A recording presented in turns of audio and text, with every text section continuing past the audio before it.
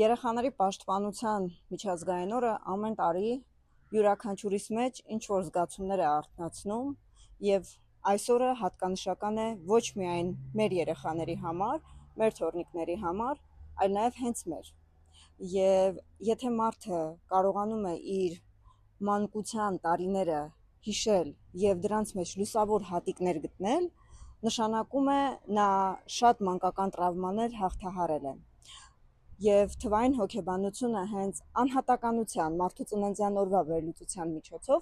տալիս է բանալիները, թե մենք ինչպես ենք անցել այդ ճանապարհը, որն է մեր էությունն ու անհատականությունը, ինչպես ներդաշնակ լինենք մեր ներքին երեխայի հետ և ինչպես կարող ենք հասնել մեր նպատակների իրականացմանը։ Ես շնորհավորում եմ բոլոր փոքրերին իրենց տոնական օրվա կապակցությամբ։ Ցանկանում եմ, որ այնպիսի մանկություն ունենան, որ կարողանան հասուն տարիքում ժպիտով և երջանկությամբ հիշել այս տարիները։ Իսկ բոլոր մեծահասակներին եւս մեկ անգամ հորդորում եմ. միշտ հետհայաց արեք ձեր ներքին մանուկին, ներդաշնակ եղեք ինքներդ ձեզ հետ ու կտեսնեք, որ շատ նպատակներ ի կատար են ածվում հենց ներդաշնակության արդյունքում։